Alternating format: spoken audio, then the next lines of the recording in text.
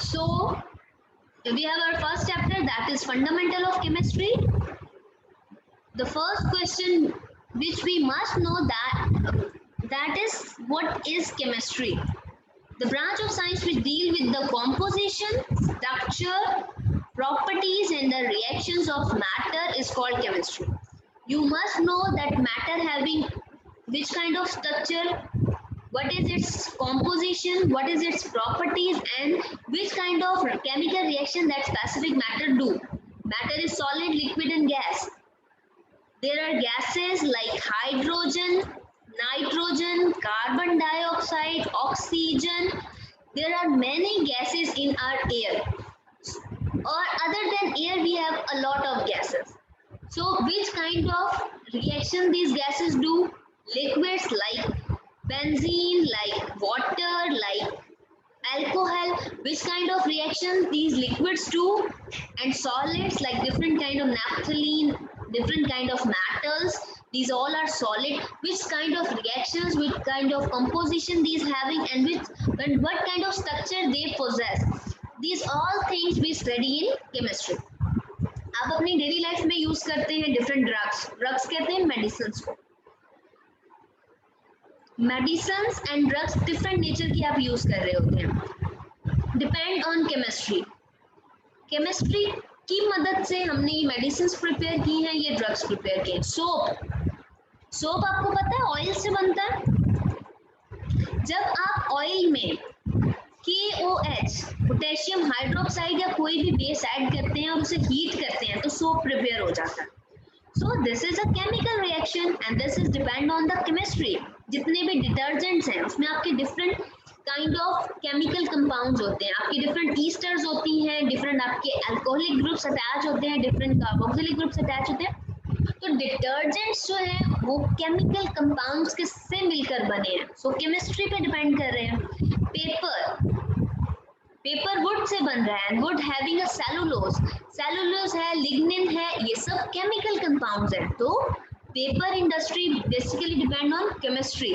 Plastics, आप जितने भी नेचर के प्लास्टिक यूज करते हैं, एक तरह की प्लास्टिक नहीं होती। आपकी जो वाटर बॉटल की प्लास्टिक है वो डिफरेंट होती है, जो आपके स्विच बोर्ड्स में प्लास्टिक लगी है वो डिफरेंट होती है, आपके जो प्लास्टिक के टेबल्स होते हैं वो डिफरेंट प्लास्टिक के होते हैं। तो जितनी भी नेचर की प्लास्टिक से this all depend on chemistry. ये आपकी डेली रूटीन में यूज होने वाली चीजों के बारे में मैं आपको बता रही हूँ। So these all are the daily life uses of the chemistry. Chemistry का आप नोटिस कर सकते हैं कि कितना वास्ट यूज है। पेंट्स, आपके घरों में पेंट्स हो रहा है वो केमिस्ट्री डिपेंडेंट है, केमिकल कंपाउंड्स है पेंट्स में, तो वो केमिस्ट्री हमें बताती है कि रेड कलर है तो कौन सा केमिकल कंपाउंड है, येलो कलर है पेंट्स का तो कौन सा केमिकल कंपाउंड है। डिफरेंट कलर्स जो पेंट्स के हैं वो डिफरेंट केमिकल कंपाउंड्स है बेसिकली। डिफरेंट पिगमेंट्स वो भी केमिकल कंपाउंड्स है। इंसेक्टिसाइड्स, ये आपके इंसेक्ट्स को किल करने वाले जो आप प्रोडक्ट्स यूज करते हैं वो सारे केमिकल कंपाउंड्स हैं, उनमें कोई ऐसी चीज नहीं है, बेसिकली उनमें डिफरेंट नेचर के क्लोराइड्स और डिफरेंट नेचर के केमिकल कंपाउंड्स होते हैं जो किल करते हैं। पेस्टिसाइड्स, आपके पेस्ट को किल करने के लिए जो प्रोडक्ट्स यूज होते हैं वो सारे के सारे केमिकल कंपाउंड्स हैं। सो दैट मीन्स इन सारे प्रोडक्ट्स में केमिस्ट्री इन्वॉल्व है। पेट्रोल वगैरह आपके जो व्हीकल्स में यूज होता है वो भी केमिकल कंपाउंड है। सो केमिस्ट्री अगर आप सोचें तो आपके सराउंडिंग में हर जगह मौजूद है। आप अपनी लाइफ सोप के बिना अज्यूम नहीं कर सकते, आप अपनी लाइफ मेडिसिन के बिना अज्यूम नहीं कर सकते, आप अपनी लाइफ पेट्रोल के बिना अज्यूम नहीं कर सकते, आप अपनी लाइफ बहुत सारे ईटिंग फूड जो आप आर्टिफिशियल फूड खाते हैं, आर्टिफिशियल कलर्स डले होते हैं, आप केक खा रहे हैं, आप कोई भी चीज़ खा रहे हैं तो उनमें भी केमिकल कंपाउंड्स डले होते हैं। केक को स्वेल करने के लिए केमिकल, डिफरेंट बेकिंग पाउडर्स जो यूज हो रहे हैं वो सब केमिकल कंपाउंड्स हैं। तो आप अपनी लाइफ को विदाउट केमिस्ट्री कंसीडर नहीं कर सकते। Chemistry is in surrounding, in everywhere of your surrounding. आपके जितने भी केमिकल इंडस्ट्रीज हैं केमिस्ट्री बेस्ड है।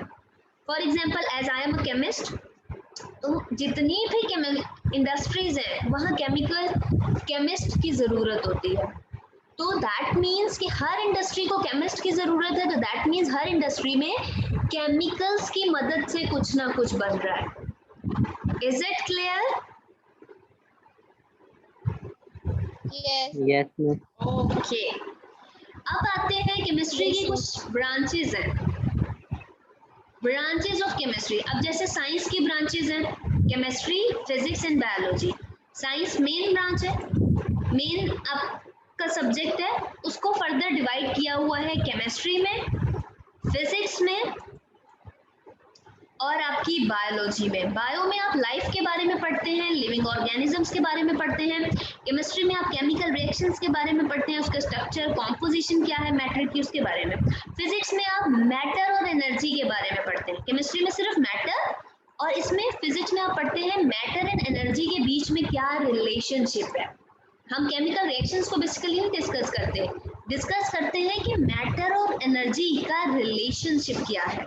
तो साइंस को दैट्स व्हाई 3 ब्रांचेस में डिवाइड किया गया, that you can clearly understand each branch clearly. Bio को आप अलग से समझ सकें, लिविंग ऑर्गेनिज्म में किस तरह के केमिकल रिएक्शंस हो रहे हैं। हमारी लिविंग बॉडी है, लिविंग बॉडी में भी केमिकल रिएक्शंस हो रहे हैं, लिविंग बॉडी में भी डिफरेंट एसिड्स मौजूद है, लिविंग बॉडी में भी प्रोटीन्स जो कि केमिकल कंपाउंड्स है, विटामिन जो कि केमिकल कंपाउंड्स है प्रेजेंट है, डिफरेंट मेटाबॉलिक रिएक्शंस हो रहे हैं लिविंग बॉडी में, वो सब के सब केमिकल रिएक्शंस है। लेकिन हमने उसको सेपरेट ब्रांच में डिस्कस करते हैं, हम उसे बायो में डिस्कस करते हैं। केमिस्ट्री में हम मैटर के स्पेसिफिक कंपोजिशन, स्ट्रक्चर, प्रॉपर्टीज और केमिकल रिएक्शंस की बात करते हैं। हम फिर ये बात नहीं करते कि लिविंग ऑर्गेनिज्म में क्या हो रहा है, वो फिर हम बायो में पढ़ लेते हैं। और फिजिक्स में अब हम केमिस्ट्री में एनर्जी की बात नहीं करते, केमिकल रिएक्शंस हो रहे हैं, एनर्जीज भी प्रोड्यूस हो रही है, उस मैटर और एनर्जी का क्या ताल्लुक है हम वो डिटेल में पढ़ते हैं फिजिक्स में। Is it clear? Yes miss. Yes, okay, next आते हैं branches of chemistry. There are many branches of chemistry. Today we are going to discuss the main branches. Those are mentioned in your book. So let's discuss one by one. Chemistry is basically further divided into branches ताकि specify हो जाए। अब specify कैसे हो जाए? Let's see. जैसे कि first branch है physical chemistry. Physical chemistry is defined as the branch of chemistry that deals with the relationship between composition and physical properties of matter, along with the change in them. Physical chemistry में हमने 2 चीज़ों को discuss करना होता है, एक composition और एक physical properties. अब जैसे I said water having a composition H2O, ये वाटर की कॉम्पोजिशन है। इस कॉम्पोजिशन के अकॉर्डिंग वाटर की फिजिकल प्रॉपर्टीज क्या है? वाटर का टेस्ट कैसा है? This is a physical property. Water का कलर कैसा है? This is a physical property. Water का आपकी उसकी स्मेल कैसी है? This is a physical property. So किसी भी मैटर की कॉम्पोजिशन और उसकी फिजिकल प्रॉपर्टीज, केमिकल प्रॉपर्टीज की बात नहीं हो रही, उसकी फिजिकल प्रॉपर्टीज क्या है? Physical properties boiling, physical properties मैं अगर इसे फ्रीज करती हूँ, physical properties condensation, physical properties evaporation, ये सारी की सारी फिजिकल प्रॉपर्टीज, इसमें कोई केमिकल चेंज नहीं हो रहा। इवेपोरेशन में क्या हो रहा है? लिक्विड वाटर गैस में चेंज हो रहा है, लिक्विड वाटर गैस में चेंज हो रहा है, इवेपोरेशन। तो है वाटर ही, कॉम्पोजिशन सेम रहेगी, वाटर लिक्विड में भी यही कॉम्पोजिशन है, वाटर की गैस में भी यही कॉम्पोजिशन है H2O, कॉम्पोजिशन सेम है लेकिन फिजिकल प्रॉपर्टी चेंज हो गई, यहाँ लिक्विड है यहाँ गैस हो गया। मैं कंडेंसेशन की बात करूं तो कंडेंसेशन में गैसेस लिक्विड में कन्वर्ट हो जाती है, तो कॉम्पोजिशन चेंज हो गई और कॉम्पोजिशन सेम है, फिजिकल प्रॉपर्टी चेंज हो गई, यहाँ भी वाटर की सेम कॉम्पोजिशन, यहाँ भी वाटर की, लेकिन अब गैस से लिक्विड में चेंज हो गया। मैं इस लिक्विड को फ्रीज कर दूं, फ्रीजिंग का प्रोसेस हो जाए, तो ये वाटर की कॉम्पोजिशन H2O ही रहेगी, ये वाटर H2O से H4O नहीं होगा, it will remain same, its composition will remain same, सिर्फ चेंज होगी इसकी फिजिकल प्रॉपर्टी, ये हो जाएगा सॉलिड। मेरी बात समझ आ रही है सबको? yes, miss. Okay, yes miss. जब हम इन 2 चीजों के बारे में पढ़ते हैं कि कॉम्पोजिशन क्या है और उसकी फिजिकल प्रॉपर्टीज क्या है, तो हम वो केमिस्ट्री की स्पेसिफिक ब्रांच फिजिकल केमिस्ट्री में डिस्कस करते हैं। Any confusion, any doubt? No miss. Okay, no miss. Diary में होमवर्क दिया है, that is define chemistry with all its branches. तो मैं आपको सॉफ्ट कॉपी में बुक शेयर कर दूंगी, जिन स्टूडेंट्स के पास नहीं है आपने क्या करना है, केमिस्ट्री की हेडिंग देनी है, सेम आपने पेज प्रिपेयर करना है, फेयर कॉपी में काम करना है, कॉपीज चेक होंगी आपकी। ऊपर आपने लिखना है टॉपिक फंडामेंटल्स ऑफ केमिस्ट्री, उसके बाद आपने लिखना है केमिस्ट्री।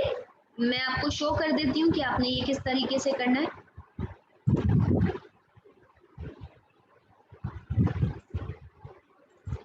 ओके, आपने पहले इस तरीके से कैपिटल लेटर्स में हेडिंग दी केमिस्ट्री। अब आपका बोर्ड का पैटर्न है, आपका हेडिंग्स देने का स्टाइल, आपका काम करने का स्टाइल चेंज होगा।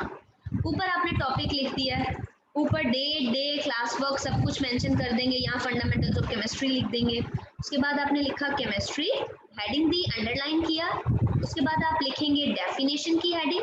डेफिनेशन की स्पेलिंग मिस्टेक नहीं करेंगे, डेफिनेशन नहीं होता, दिस इज डेफिनेशन, पढ़ते से डेफिनेशन है, लिखते NI है।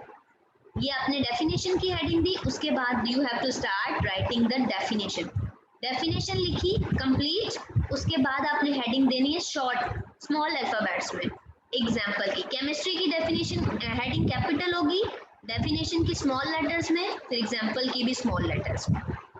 Is it clear? फिर आप उसकी एग्जांपल दे देंगे। Is it clear? Yes miss.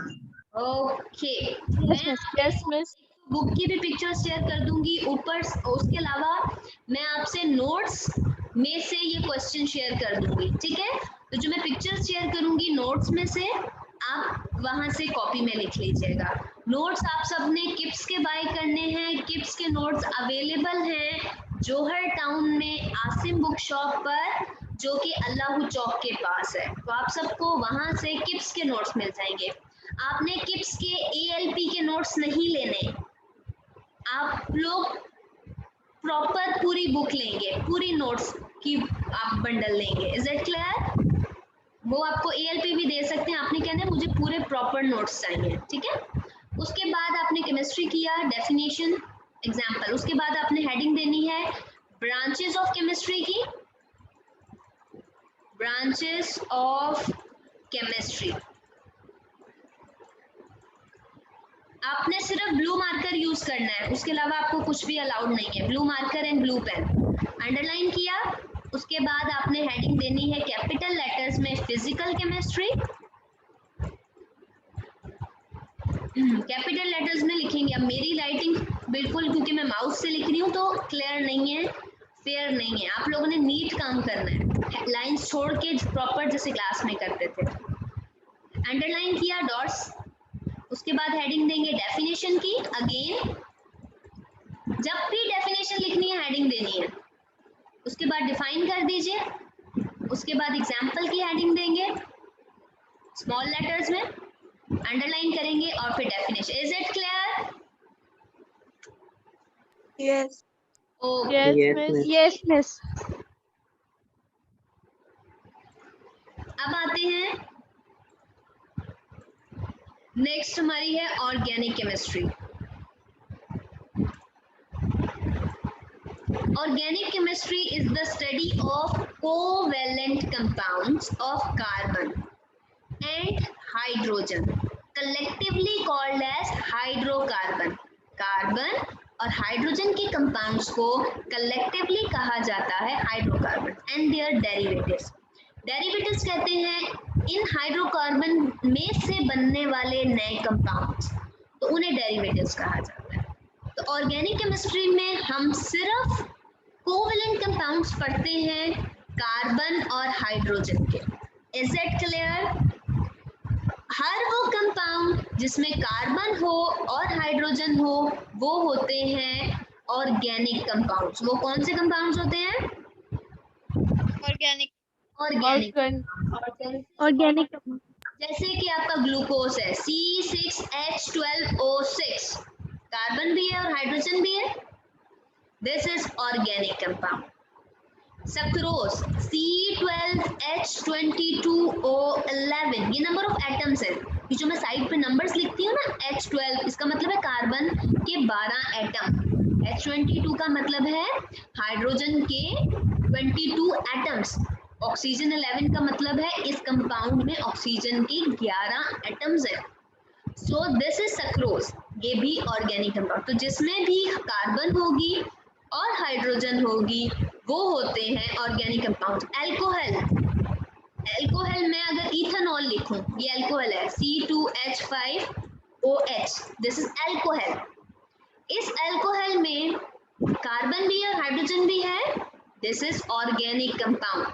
C6H6, this is benzene, organic compounds है क्योंकि कार्बन है और हाइड्रोजन है। ईस्टर, आपका एसिटिक एसिड ले लें, CH3COOH, ये जो सिरका होता है एसिटिक एसिड, इसमें कार्बन है और हाइड्रोजन है, ये आपका ऑर्गेनिक कंपाउंड है। मेरी बात समझ आ रही है बच्चों? Yes, miss. Okay, so these all are organic compounds. So the study of covalent compounds of carbon and hydrogen and their derivatives is called as organic chemistry. कोई कंफ्यूजन इसमें, कोई डाउट किसी को भी? No, miss. ठीक है, इसमें आपकी एग्जांपल्स में आ जाएगा पेट्रोलियम, पेट्रोकेमिकल्स, फार्मास्यूटिकल्स, इन सब में बनने वाले कंपाउंड्स मोस्टली आपके जो है इन इंडस्ट्रीज में ऑर्गेनिक कंपाउंड्स होते हैं। और आप उसके अलावा एग्जांपल्स में ये नेम्स भी लिख सकते हैं, alcohol, acetic acid, glucose, benzene. Next आते हैं इनऑर्गेनिक केमिस्ट्री पर। Inorganic chemistry, it's very interesting. ये ऑर्गेनिक केमिस्ट्री का थोड़ा सा ऑपोजिट है। Let's see how. Inorganic chemistry deals with the study of all elements, सारे के सारे एलिमेंट्स एंड देयर कंपाउंड्स, और उनके compounds, except those compounds of carbon and hydrogen, यानी कि जो आप कंपाउंड्स, जो आप हाइड्रोकार्बन्स ऑर्गेनिक केमिस्ट्री में पढ़ते हैं उसके अलावा, except those compounds, all the elements and their compounds are studied in inorganic chemistry. जैसे कि water, carbon dioxide, acid, hydrochloric acid, कोई भी आपकी एक, who is joining the class, Shabina, okay, sulphuric acid, acetic acid,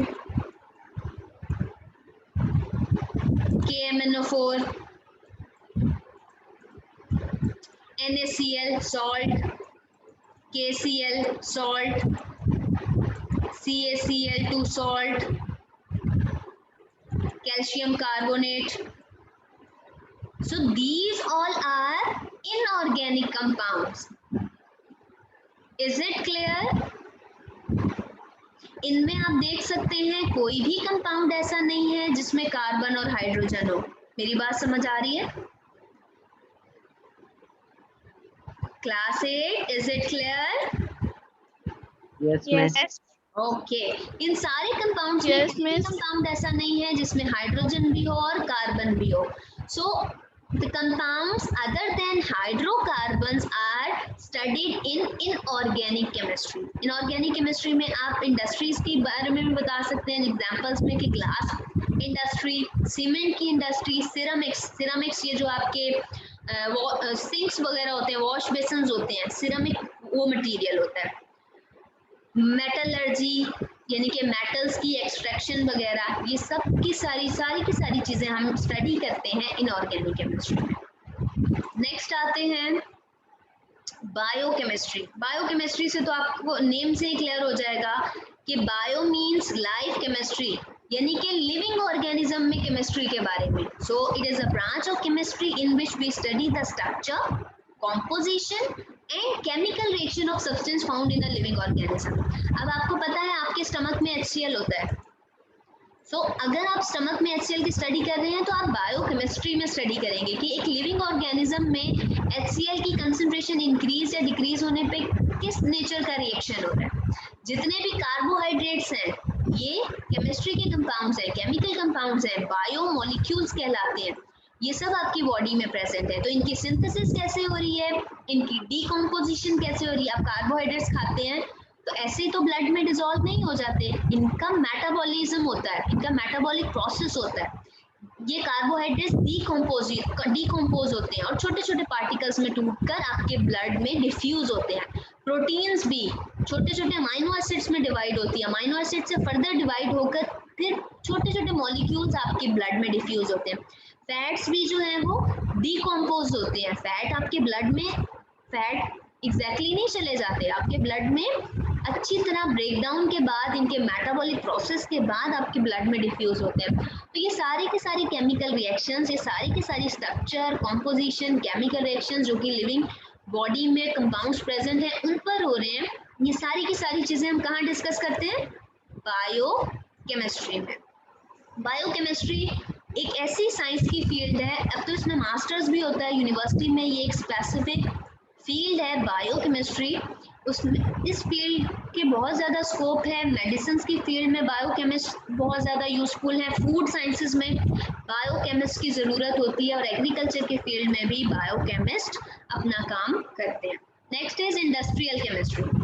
industrial chemistry से mind में clear हो जाना चाहिए, इंडस्ट्री की बात हो रही है तो जितनी भी मैन्युफैक्चरिंग है केमिकल्स की, कंपाउंड्स की, कमर्शियल स्केल पर, इंडस्ट्री में लार्ज स्केल पर प्रोडक्ट्स बनते हैं। मैं लैब में अगर काम कर रही हूँ, मैं ज़्यादा से ज़्यादा 1 kg का प्रोडक्ट बनाऊंगी, 2 kg बना लूंगी, 5 बना लूंगी। लेकिन अगर मुझे टन्स में चाहिए, मैं चाहती हूँ मुझे एसिड बहुत ज़्यादा क्वांटिटी में चाहिए, सल्फ्यूरिक एसिड, तो मैं लैब में नहीं बना सकती, मुझे इसके लिए इंडस्ट्री लगानी पड़ेगी। So when you are forming manufacturing chemical compounds on a commercial scale, then the branch of science which is dealing it is industrial chemistry. Is it clear? Examples Yes, दे सकते हैं, ऑक्सीजन, क्लोरीन की manufacturing, ammonia की, caustic soda की, nitric acid, sulphuric acid, ये सब की सारी चीज़ें हम इंडस्ट्रीज में बनाते हैं कमर्शियल लेवल पे और लार्ज क्वांटिटी में बनाते हैं। सोप मैं लैब में नहीं बना सकती, बनाऊंगी वो थोड़ा सा बनेगा। तो ये सारी चीज़ें fertiliser, soap, textile, agriculture products, paints, papers, ये सब इंडस्ट्रीज में बनते हैं। Next is nuclear chemistry.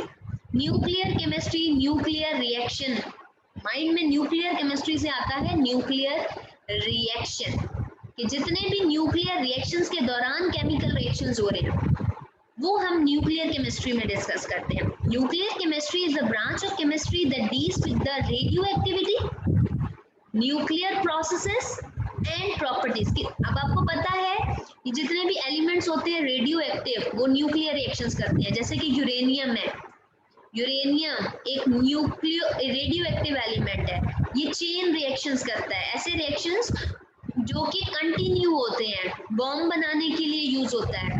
सो जितने भी रेडियो एक्टिव एलिमेंट्स हैं जो न्यूक्लियर केमिस्ट्री में यूज हो रहे होते हैं, न्यूक्लियर रिएक्शंस के लिए यूज होते हैं। डिफरेंट इंडस्ट्रीज में भी न्यूक्लियर रिएक्टर्स लगाए जाते हैं जहाँ पर ऐसे कम एलिमेंट्स डाले जाते हैं जो रेडियो एक्टिव होते हैं, ताकि चेन रिएक्शन हो और ज़्यादा से ज़्यादा अमाउंट में आप एनर्जी हासिल कर सकें और अपना प्रोडक्ट हासिल कर सकें। सो nuclear chemistry is a branch of chemistry that deals with the radio active nuclear processes, कि रेडियो एक्टिव एलिमेंट्स जो है, रेडियो एक्टिविटी जो हो रही है और जितने भी न्यूक्लियर प्रोसेसेस हैं उनकी प्रॉपर्टीज वो हम इसमें डिस्कस कर सकें। Is it clear?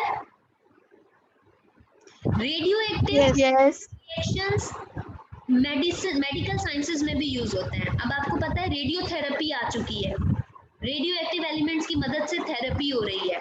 फूड की प्रिजर्वेशन होती है रेडियो एक्टिव एलिमेंट्स की हेल्प से। इलेक्ट्रिसिटी के पावर प्लांट्स लगाए गए हैं, इलेक्ट्रिसिटी भी प्रोड्यूस होती है न्यूक्लियर रिएक्शन से। तो न्यूक्लियर केमिस्ट्री सिर्फ बॉम्ब बनाने के बारे में बात नहीं है, ये अब आपका डेली लाइफ में इतना ज़्यादा यूज हो रहा है, इतने आपको इसके बेनिफिट्स मिल रहे हैं कि अब इसकी एक स्पेसिफिक ब्रांच बना दी गई है, इस पर अब स्टडी हो रही है। Next is environmental chemistry. Is it very clear? Environment के बारे में बात होगी। इन्वायरमेंटल केमिस्ट्री है तो इन्वायरमेंट के बारे में बात होगी, इन्वायरमेंट में होने वाले केमिकल रिएक्शंस, इन्वायरमेंट में जो पॉल्यूशन है, इन्वायरमेंट में जो ह्यूमन एक्टिविटीज हो रही हैं, इन्वायरमेंट में जो डिफरेंट कंपोनेंट्स हैं। एयर एक कंपोनेंट है इन्वायरमेंट का, उसमें डिफरेंट गैसेस हैं, वो डिफरेंट गैसेस क्या कर रही हैं। एसिड रेन हमने पढ़ा था, एसिड रेन भी इन्वायरमेंटल केमिस्ट्री में आती है। ओजोन लेयर का टूटना इन्वायरमेंटल केमिस्ट्री में हम स्टडी करते हैं। ग्लोबल वार्मिंग इंडस्ट्रियल केमिस्ट्री, इसमें इन्वायरमेंटल केमिस्ट्री में डिस्कस होता है। तो ये जितनी भी चीजें हैं ये सारी के सारे हम पढ़ते हैं इन्वायरमेंटल केमिस्ट्री में, ठीक है। इसका दूसरी ब्रांचेस से भी रिलेशन है, लाइक बायोलॉजी से भी, जियोलॉजी से, इकोलॉजी से, सॉइल से, वाटर से, क्योंकि इन्वायरमेंट में ये सारी चीजें हैं। बायो भी है, लाइफ भी है, सॉइल है, वाटर है, इकोसिस्टम है, जियो सिस्टम है आपका। तो ये सारी की सारी चीजें इस इन्वायरमेंटल केमिस्ट्री के साथ लिंक्ड होती हैं। फिर हम हमारे इन्वायरमेंट में डिफरेंट बैक्टीरियाज हैं, उनका इफेक्ट, डिफरेंट हमारा पॉल्यूशन है जो कि केमिकल्स की वजह से हो रहा है, उसका इफेक्ट, ये सारी की सारी चीजें हम किस में पढ़ते हैं, केमिस्ट्री की ब्रांच इन्वायरमेंटल केमिस्ट्री में ना। Last one is analytical chemistry. Analytical chemistry is the branch of chemistry that deals with the separation and analysis of a sample to identify its components. अब मैंने प्रोटीन ली, या आप अक्सर देखते हैं कि फूड साइंसेस के लोग जाते हैं और शॉप सील कर देते हैं। उन्हें कैसे पता लगता है कि इसमें ठीक इंग्रेडिएंट नहीं यूज हुए? वो सैंपल लेते हैं और उस सैंपल में चेक करते हैं कि कौन कौन से कंपोनेंट्स प्रेजेंट है, क्या प्रोटीन से बनने वाली चीज में प्रोटीन है, क्या कार्बोहाइड्रेट से बनने वाली चीज में कार्बोहाइड्रेट्स हैं। तो ये सारी की सारी चीजें स्टडी होती हैं एनालिटिकल केमिस्ट्री में। एनालिटिकल केमिस्ट्री में दो तरह की स्टडी होती है, क्वालिटेटिव एंड क्वांटिटेटिव।